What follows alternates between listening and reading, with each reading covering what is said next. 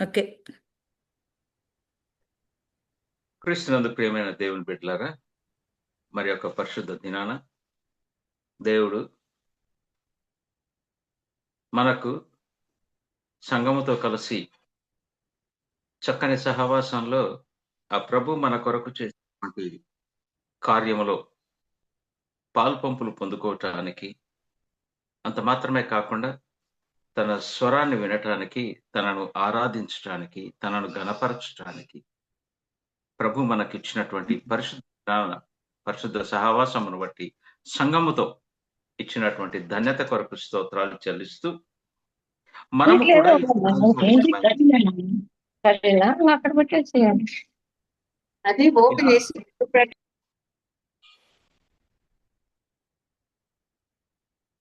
మనము కూడా ఈ రాత్రి కాలమున ఈ రీతిగా అందరం కలుసుకొని ఆరాధించటానికి ప్రభు మనకు కూడా అనుగ్రహించిన ఈ ధన్యతకు వందనాలు చెల్లిస్తూ ఈ సమయంలో లేఖన భాగంలో నుంచి ప్రభు మనకు ఈ రాత్రి ఏ విషయాలు బయలుపరచాలని ఆశపడుతున్నాడో ఆ విషయాలను మనము అందరము కలిసి ఏక మనస్సుతో ఏకాత్మతో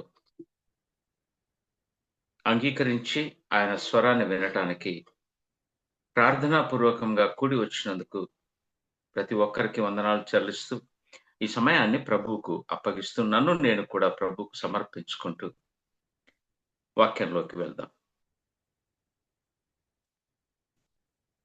ప్రియమైనటువంటి వారులారా, దావీదు రాసినటువంటి కీర్తనల గ్రంథములో నుండి 20వ అధ్యాయంలో ఒక ప్రాముఖ్యమైనటువంటి మాటను మనం జ్ఞాపకం చేసుకోవాలని ఆశపడుతూ ఉన్నాం. ఈ మధ్య కాలంలో జరిగినటువంటి భారతదేశంలో జరిగినటువంటి ఒక విషయము భారతీయులం అందరము కూడా గర్వించదగినటువంటి అతిశయింపదగినటువంటి ఒక సంఘటనలో మన భారతదేశం పాలు పంచుకోవడం నిజంగా అది గొప్ప ధన్యత. అదేంటంటే ఉమెన్స్ వరల్డ్ కప్ లో భారతదేశము ఫైనల్స్ కు రావటం అదే ఒక పెద్ద టాస్క్. ఫైనల్ గెలిచింది, ఇట్స్ ఓకే. ఫైనల్ కు రావటానికి అది పెద్ద టాస్క్. ఎందుకు అని అంటే ఫైనల్ ఆడినటువంటి ఆ జట్టు ఏదైతే ఉందో ఆస్ట్రేలియా, దిగ్గజమైనటువంటి క్రికెట్ లో ఉమెన్ క్రికెట్ అయినా వాళ్ళందరూ కూడా అనుభవముతో కూడినటువంటి ఆటగాళ్ళు. ఇంకోటి వాళ్ళ చరిత్ర చూసినట్లయితే ఉమెన్స్ వరల్డ్ కప్ గురించి మాట్లాడు 7 times వాళ్ళు వరల్డ్ కప్ ను గెలుచుకొని ఇక మాకు తిరుగులేదు, ఏ జట్టు మా ముందు నిలవలేదు అన్నటువంటి స్థితిలో నిలవబడ్డప్పుడు భారతదేశంలో ఉన్నటువంటి ఆ ఉమెన్స్ అందరూ కలిసి ఈ ఆస్ట్రేలియా జట్టు దేన్ని బట్టి అయితే అతిశయంగా చెప్పుకుందో అట్టి అతిశయాన్ని కొట్టివేస్తూ ఆ అతిశయాన్ని మన ఉమెన్స్ మనకు అనుగ్రహించారు, మనం అతిశయపడులాగున. నిజమే, చాలా గొప్ప కార్యం అది. అందులో మరి ముఖ్యంగా జమీమా ఇచ్చినటువంటి స్టేట్మెంట్ అయితే wonderful. It was real, it's a great witness. సాక్ష్యము అలా పంచుకోవటం. గమనించవలసినటువంటి విషయం ఏంటంటే తను మాట్లాడింది గల్లీలో కాదు, లేకపోతే ఎక్కడో చిన్న కాన్ఫరెన్స్ లో కాదు, ఇంటర్నేషనల్ ప్లాట్ఫామ్, ప్రపంచమంతా వీక్షిస్తుంది. అట్లా తను నేను సాధించాను అని తను అతిశయపడకుండా తన అతిశయాన్ని ప్రభువుకు సమర్పించుకుంది.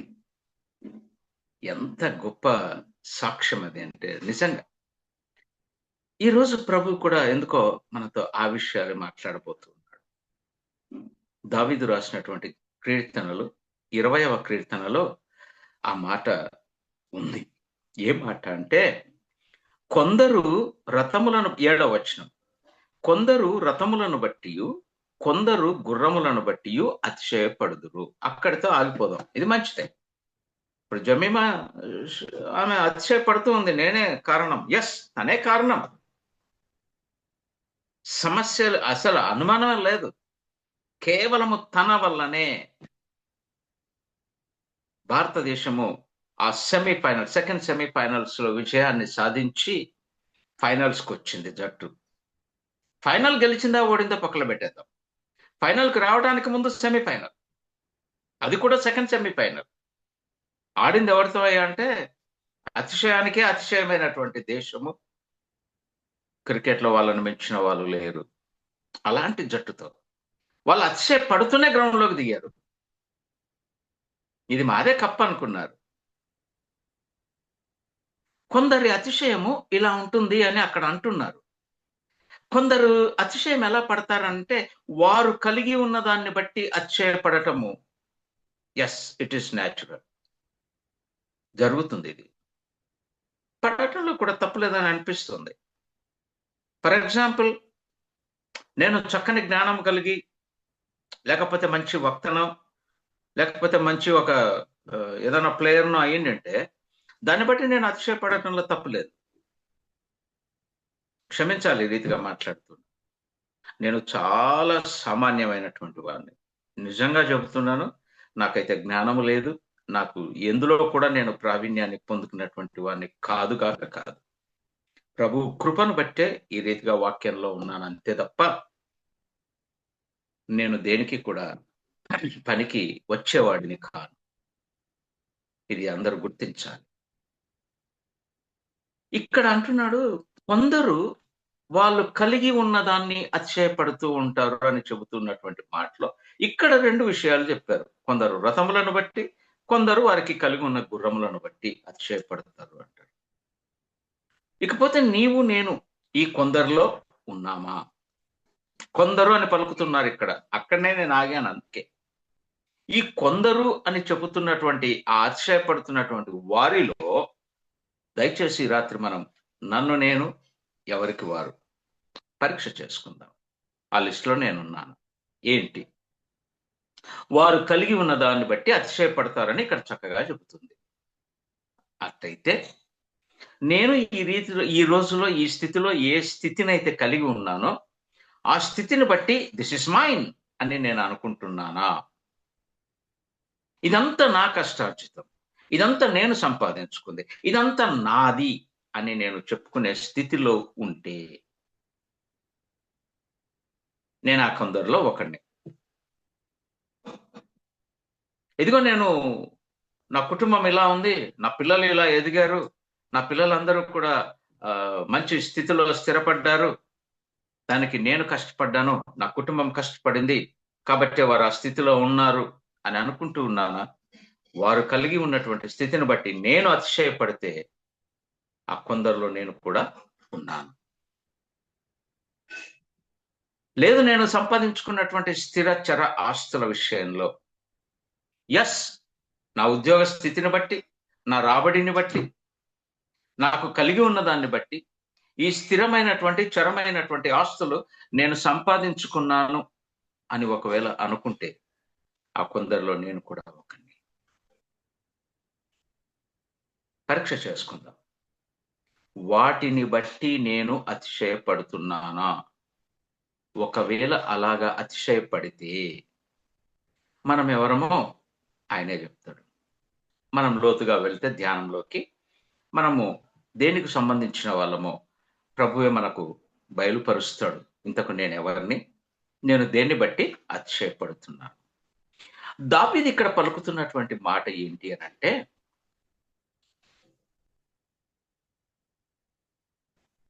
34వ అధ్యాయం 34వ కీర్తనలో ఆయన ఏమంటాడో చూద్దాం. 34వ కీర్తన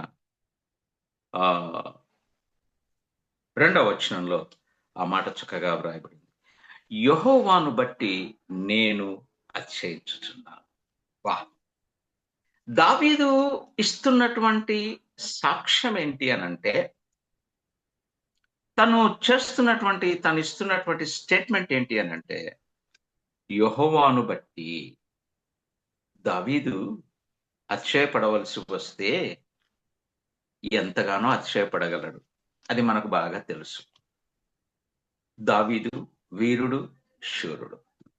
దావీదు చక్కని నేత్రములు కలిగిన ఆ చక్కని రూపము కలిగినటువంటి సౌందర్యవంతుడు. దావీదు తన్ను తాను అతిశయించుకోవలసి వస్తే పాటలు చక్కగా పాడగలిగిన వాడు, రాయగలిగిన వాడు, వాయిద్యములు చక్కగా వాయించగలిగిన వాడు, నాట్యము కూడా చేయగలిగినటువంటి నేర్పరి దావీదు. ఆయన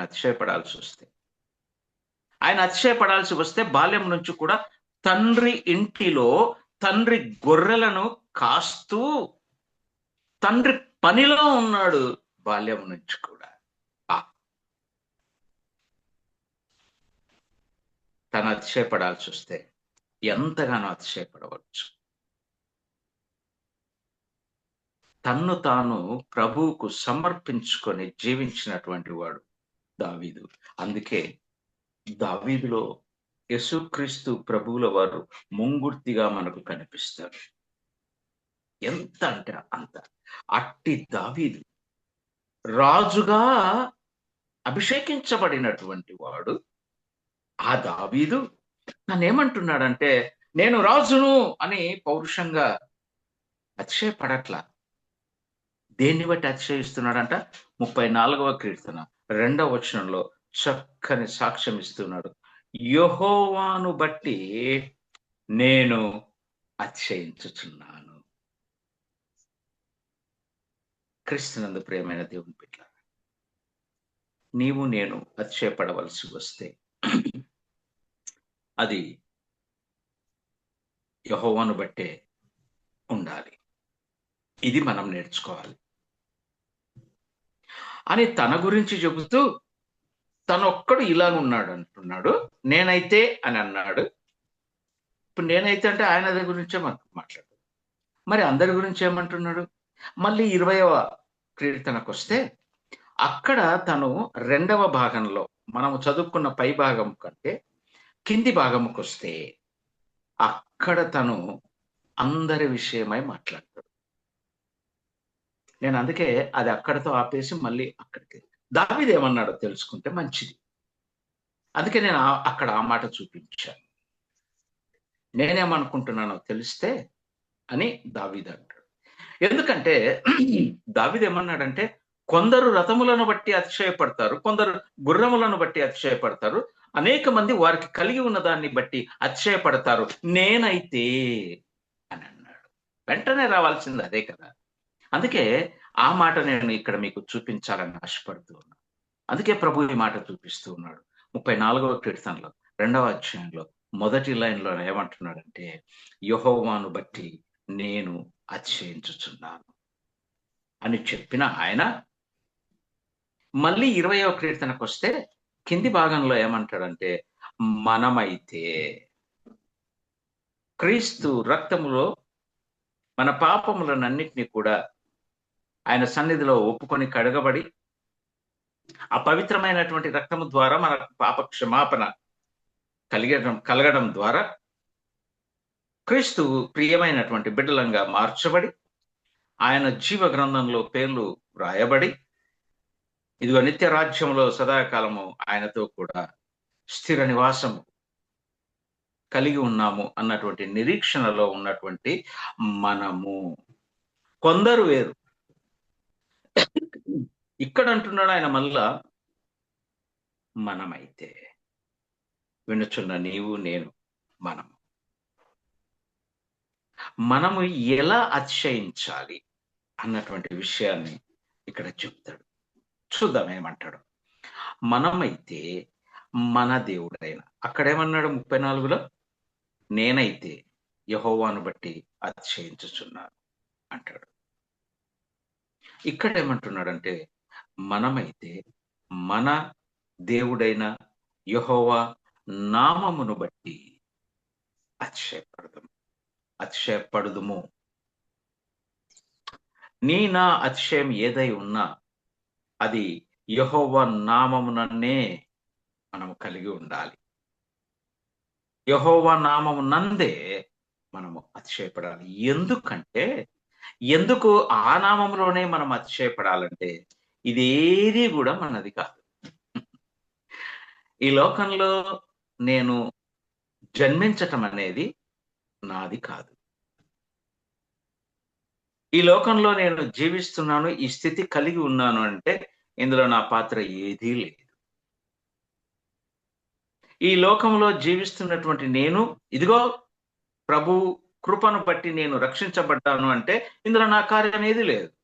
ఆయన వాక్యము చేత నా హృదయంలో పొడవబడితే, ఆయన నాతో మాట్లాడితే, ఆయన నన్ను ఆయన శిలువ చెంతకు నడిపిస్తే, ఆయన నా నోటిలో నా పాపాలన్నీ ఒప్పింప చేస్తే నేను ఒప్పుకున్నానే తప్ప నాకుగా నేను వచ్చి అయ్యా నన్ను క్షమించని నేను అడగలేను. ఎందుకంటే నా జీవిత కాలంలో నీవు నేను ఎవరమైనా సరే ప్రభువు ప్రేరేపిస్తేనే పాప క్షమాపణ కలుగుతుంది. ఆర్ అదర్వైజ్ ముందంతా ఎలా జీవించామో అలాగే జీవిస్తాం, మార్పు ఉండదు. ఎప్పుడైతే ఆయన వాక్యం మన హృదయంలో నొచ్చుకుంటుందో, పొడవబడుతుందో అప్పుడే రక్షణ కార్యం జరుగుతుంది. ఇది జరిగించేవాడు ఆయనే. రైట్. రక్షణ ఆయన ఇచ్చాడు, మంచిదే. ఇక నేను కదా జీవిస్తున్నాను అని అంటావా? No, no way. అస్సలు అవకాశం లేదు. నిన్ను అనుదినము వాక్యము చేత పోషించేది ఆయనే. నిన్ను విశ్వాసంలో బలపరుస్తూ జీవమును అనుగ్రహిస్తూ పోషించుచున్నటువంటి వాడు ఆ యొక్క దేవుడే. సరి అయిన మార్గంలో నిన్ను నడిపించటానికి ఆత్మ కార్యములు ఆయనే జరిగిస్తున్నాడు నీలో. నీ వెంట్రుకలన్నీ కూడా ఆయన సన్నిధిలో లెక్కించబడి ఉన్నాయి. ఇక నువ్వెంత, నువ్వేంటి అసలు. అందుకే ఆడ అంటున్నాడు, అందును బట్టే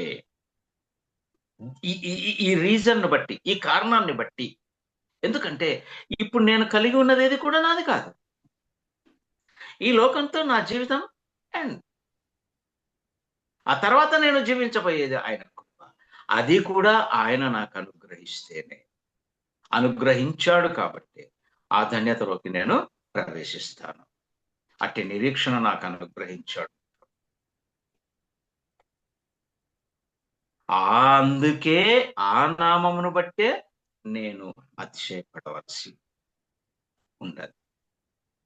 అంతే తప్ప నాకుగా నేను అతిశయపడటం అది సబబు కాదు అని రాత్రి ఎవరైనా నేను ఇల్లు కొన్నాను అని అంటే మూర్ఖుడా, నేను సమస్తము కలిగి ఉన్నానని ఎవరైనా అంటే మూర్ఖుడా.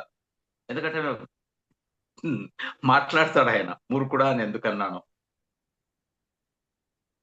నేను ఫలాంది పొందుకున్నాను, నేను దానికి కొంచెం కష్టపడ్డాను అని అంటే మూర్ఖుడా. నేను పొలం కొన్నాను, మూర్ఖుడా. నేవేంటి, ఇదే నీది కాదు, ఈ లోకము నీది కాదు, ఇదేది కూడా నీది కాదు. సర్వ సృష్టికర్తను నేనే. నేను అనుగ్రహిస్తేనే నీవు జీవిస్తూ ఉన్నావు, నేను అనుమతిస్తేనే నీవు ఈనాడు జీవిస్తూ ఉన్నావు. ఈరోజు ఇక్కడ మనం కూడుకున్నామంటే ఆయన అనుమతి లేదే మనం వచ్చామంటారా? No, not at all. ఆయన అనుమతించాడు కాబట్టి మనం ఇక్కడ ఉన్నాం. ఆయన స్వరాన్ని వింటూ ఉన్నాం. ఆయన స్వరము వినటానికి అనుమతించబడ్డాము, అందుకే వింటున్నాం. ఆయన మన జీవితాన్ని సరి చేయటానికే ఈ రాత్రి ఈ జూమ్ లో మనల్ని కలిపాడు. కాబట్టి ఆయన ప్రణాళిక, ఆయన అనుమతించాడు. కాబట్టే నేను ఫ్రీగా ఉన్నాను జ్యోతి, నేను జాయిన్ అవుతలే, నోవే, నేనైతే సస్తే ఒప్పుకోను. ఎందుకంటే ఆయన అనుమతించేవాడు ఆయనే.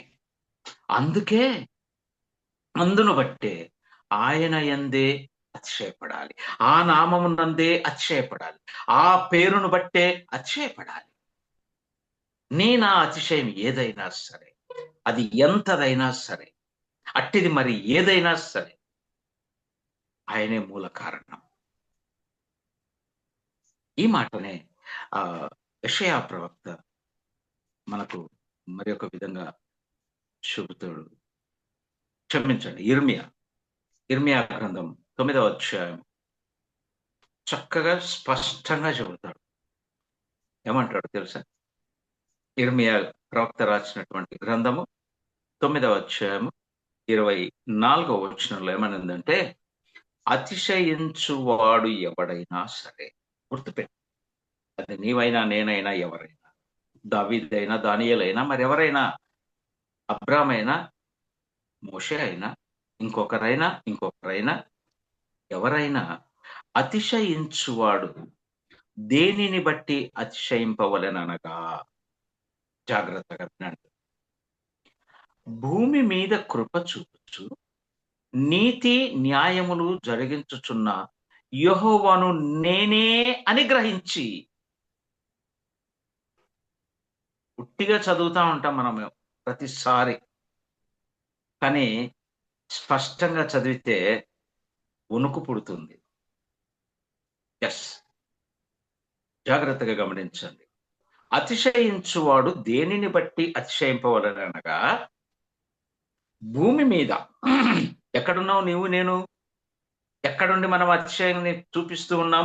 నేను చేసుకున్నాను, నేను సంపాదించుకున్నాను అని ఎక్కడుండి అనుకుంటున్నాం? భూమి మీద. ఈ భూమి మీద కృప చూపించేవారు ఆ నామాన్ని ముందు గుర్తుపెట్టు. భూమి మీద కృప చూపుచు, ఒట్టి కృప మాత్రమే చూపించకుండా నీతి న్యాయములు జరిగిస్తూ ఉన్నాడు. ఆ నీతి న్యాయాలు జరిగించుచున్న యెహోవాను నేనే అని గ్రహించి, మొట్టమొదటి ముందు గ్రహించుకోవాలి, ఆ గ్రహింపులోకి రావాలి.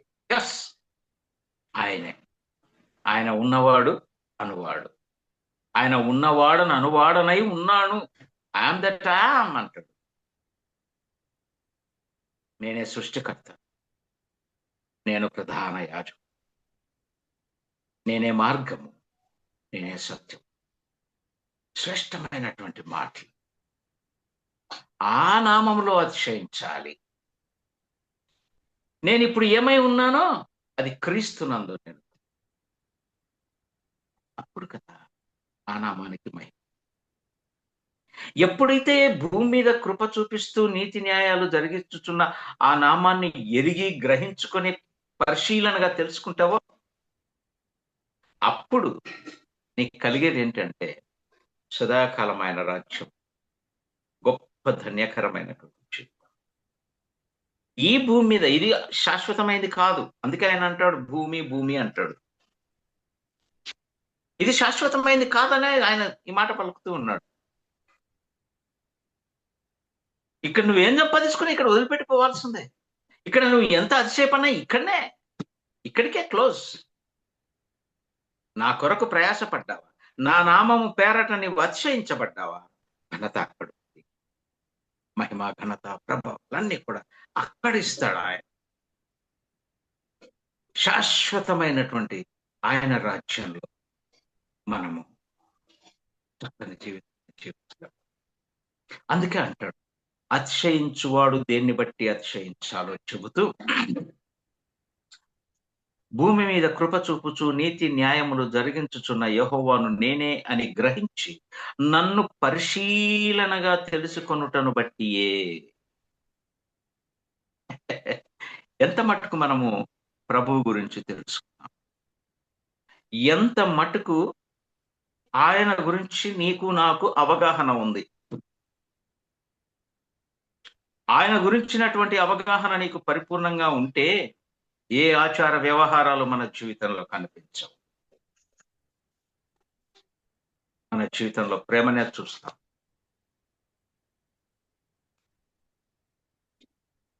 ఆ నామంలోనే.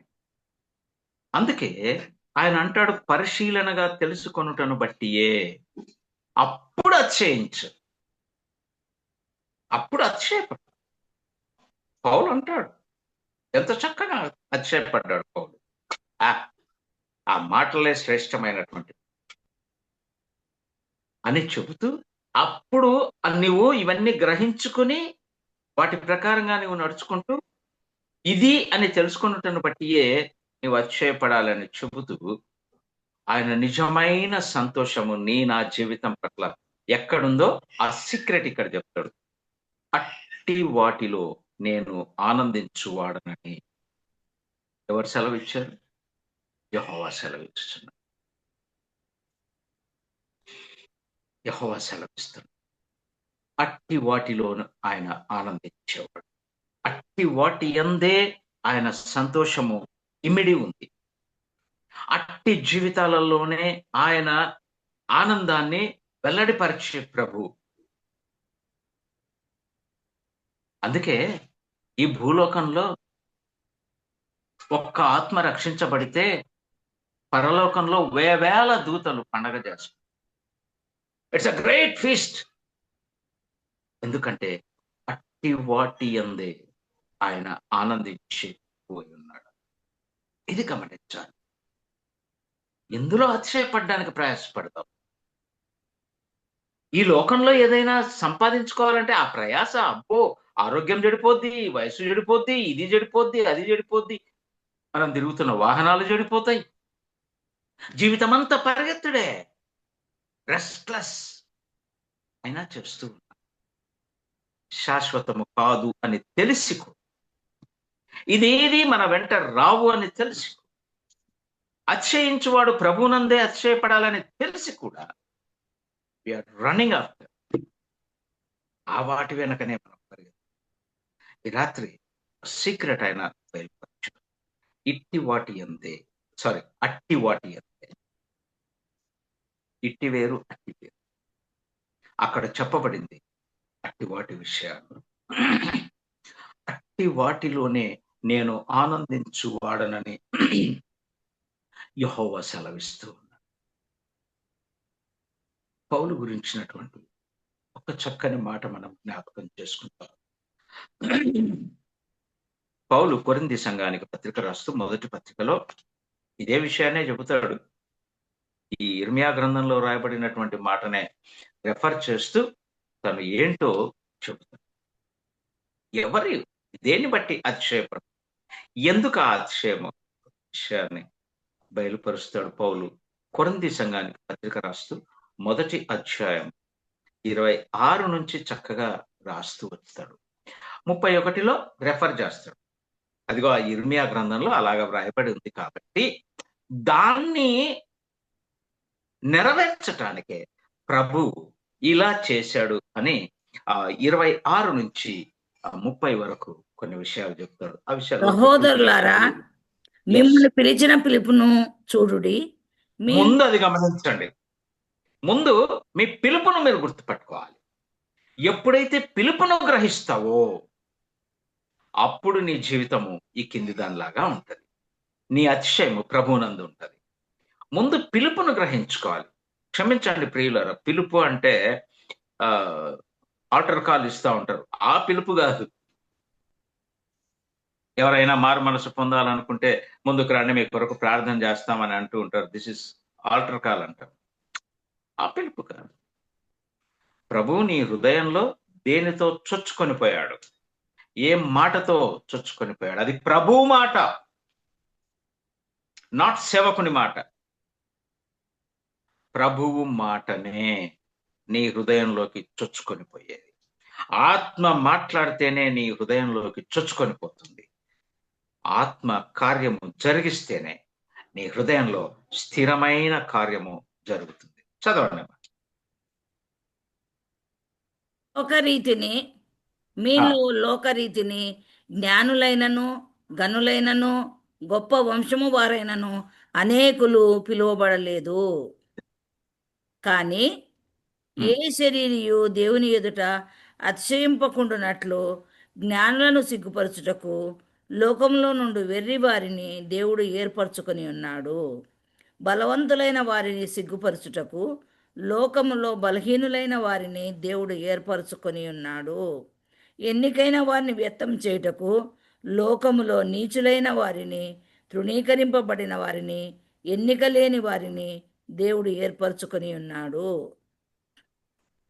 అది సో దీంట్లో మనం చాలా సార్లు రక్షించబడి కూడా మనం అంటూ ఉంటాం, ప్రభువా నేను అల్పుడను, నేను ఎన్నిక లేని వాడను. అది ఆ ఎన్నిక లేని వాడిని నిన్ను ఏం చేశాడంటే ఎన్నికైన వానిగా చేశాడు. ఇంకెప్పుడు బలకకండి మనం. ఇప్పుడు మనం ఎన్నిక చేయబడినటువంటి వారు, అందుకే ప్రభునందు అతిశయపడుతూ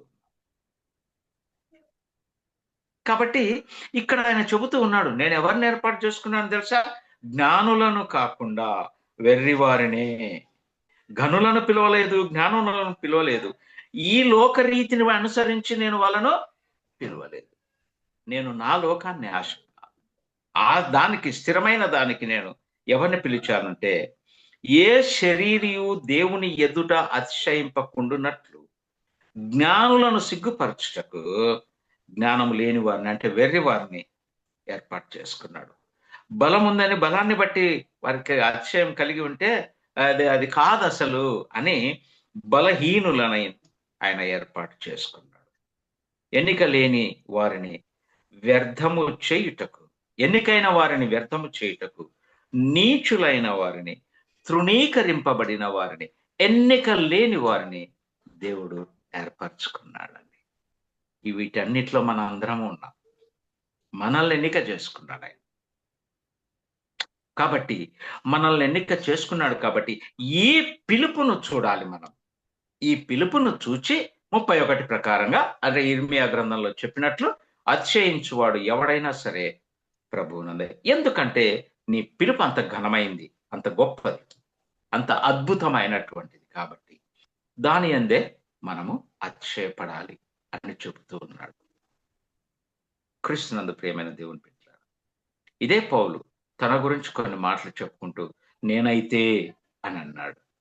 అతిశయపడవలసి వస్తే మీరెవ్వరూ కూడా నా ముందు సమానులు కాదు. 8వ దినమున నేను సున్నతి పొందినవాడు, గమాలియేలు పాదముల దగ్గర ధర్మశాస్త్రమును క్షుణ్ణముగా నేర్చుకున్నటువంటి వాడు, సంఘమును హింసించుటలో ప్రధానుడను. నేను అతిశయపడవలసి వస్తే ఎవరైనా నా నెక్స్టే అని పలికాడు. అదే పౌలు సౌలుగా ఉన్నాడు, అప్పుడు అలా జీవించాడు. అదే ఆయన పౌలయ్యి నేను ఇలాంటి వాడిని, కానీ ఎలా జీవించానంటే దెబ్బలు తిన్నాను, బాధలు పడ్డాను, అవమానాలు పొందాను, దెబ్బలు కూడా తిన్నాను. దేనికోసం అంటే ప్రభు కోసం. అందుకే ప్రభునందే నేను అతిశయపడుచు ఉన్నాను. ఎంత అతిశయం అనంటే నా కొరకు కిరీటం ఉంచబడింది, నా పరుగును ఐ ఫినిష్ మై రేస్. చెప్పగలమండి? ఎవరైనా చెప్పగలరా ఈ లోకంలో? ఇంకా ఎంత స్ట్రాంగ్ వర్డ్ పౌలు ఒక్కడు చెప్పాడు. ఎందుకంటే అంతగా ప్రభువులో అతిశయపడి ఆయన పూర్తిగా, ఆయన అతిశయం అంతా. అందుకే ఆయన అంటాడు, నేను ఎవరికి బాప్తిస్మం ఇయ్యలేదు, నేను ఎక్కడ ఏమీ చేయలేదు, ఎవరిని నేను ఇది చేయలేదు. అబ్బో, ఇప్పుడు నేను పొరపాటున ఎవరికైనా బాప్తిస్మం ఇస్తే, నేను పొరపాటున ఎవరికైనా ఒక పెళ్లి చేస్తే, వారు నాయనో ఎన్ని డబ్బులో, ఎంత చెప్పుకుంటానో, నేను వాళ్ళకి బాప్తిస్మం ఇచ్చింది నేనే, అలా పెళ్లి చేసింది నేనే అంట. ఎవరు అతిశయపడుతున్నారు? నీవు నేను కాదు అతిశయపడవలసింది, ప్రభువే. ఎందుకంటే అనుమతించేవాడు ఆయనే. లూకాసు వార్తలో ఒక ధనవంతుడు ఉన్నాడు, మనకందరికీ బాగా తెలిసిన ధనవంతుడు. అందులో మనం ఉన్నామేమో. నేను ఇందాకనే అన్నాను, కొందరైతే అని అన్నాను. అందులో మనం ఉన్నామేమో చూసుకుందాం అనుకున్నాం. ఇక్కడికి వచ్చి ఇది కూడా మనం చూసుకొని ముగించుకుందాం. ధనవంతుడు తన పంట అంతా ఇంటికి వచ్చిన తర్వాత ఆ రాత్రి తన హృదయంతో మాట్లాడుకుంటాడు, వావ్, ఈ సంవత్సరం నాకు ఎంత పంట వచ్చింది, ఇంటికి ఇదంతా ఇంటికి వచ్చేసింది. ఏ తుఫాన్ రాలేదు, ఏ వరదలు రాలేదు, ఎక్కడా నష్టం కలగలేదు, ఏ పురుగు పట్టలేదు, శ్రేష్టమైన పంట నా ఇంటికి వచ్చింది, గోదాములన్నీ నింపుకున్నాను, వావ్ అని ఆయన ఒక మాట అనుకుంటాడు. నేను నేను నేను అనే మాట ఆయన చాలా సార్లు పలుకుతాడు. ఎన్నిసార్లు చెప్తాడంటే అన్నిసార్లు చెప్తాడు. అది చిన్న ఇదే, కానీ ఆయన పలికినటువంటి ఆ నేను అనే మాట అనేకమైన సార్లు చెప్పబడింది. ఆయన ఏమంటాడంటే, లూకాసు వార్త 12వ అధ్యాయం 16వ వచనంలో, నేను త్వరగా చదివి ముగిచేస్తాను. అప్పుడు అతడు, నా పంట సమకూర్చుకొనుటకు నాకు స్థలము చాలదు కనుక నేనేమి చేతునని తనలో తాను ఆలోచించుకొనుచు నేను ఇలాగు చేతును, నా కొట్లు విప్పి వాటికంటే గొప్ప వాటిని కట్టించి అందులో నా ధాన్యం అంతటిని, నా ఆస్తిని సమకూర్చుకొని నా ప్రాణముతో ఎన్ని నాలో అన్ని నాలు వలికిన ఆరాయన ఒకటే మాట అన్నాడు ప్రభు. వెర్రివాడ. ఏమన్నాడు? ఇంగ్లీష్ లో చాలా చక్కగా ఉంది. యూ ఫూల్ అన్నాడు. ఈ రాత్రి నీ ప్రాణాన్ని నేను తీసుకుంటున్నాను. ఇదంతా ఎవరివి? నీదా. నువ్వు సంపాదించుకున్నావు, నీ భూమిలో నువ్వు పండించుకున్నావు, నీవు చేస్తే వచ్చిందా? నేను అనుమతిస్తే కదా వచ్చింది. నన్ను విడిచి నువ్వు నా నా నా అనుకొని మాట్లాడతావు. వెర్రివాడ. ఈ రాత్రి నీ ప్రాణాన్ని అడుగు. ఇదంతా ఎవరిదో ఆలోచన చేసుకో. క్రీస్తునందు ప్రియమైన దేవుని బిడ్డలారా, ఈ రాత్రి కాలాన మనం కూడా కొందరైతే అన్న వారి లిస్టులో మనం ఉన్నామా? నేనైతే అని దావీదు చెప్పినట్లు ఒకరము పరీక్ష చేసుకుని ఎస్, నేను కూడా దావీదు లిస్టులో ఉన్నాను అని చెప్పగలము. అదే దావీదు మళ్ళా ఏమంటాడంటే మనందరము కలిసి మనమైతే అని సంఘముగా ఒక కుటుంబంగా మనందరం కలుస్తూ ఉన్నాం. ఈ కుటుంబంగా మనమైతే అని చెప్పగలుగుతాం. అలా అయితే మనం ధన్యులమే. తప్పకుండా ఆయన రాకడలో ఎత్తబడతాం, ఆయనతో సదాకాలము జీవిస్తాం. ఆ నిరీక్షణతోనే మనము మన జీవితాన్ని సరి చేసుకుని ముందుకు వెళ్ళులాగున ప్రభువు నా జీవితాన్ని అనుమతించునుగాక. ఆమేన్.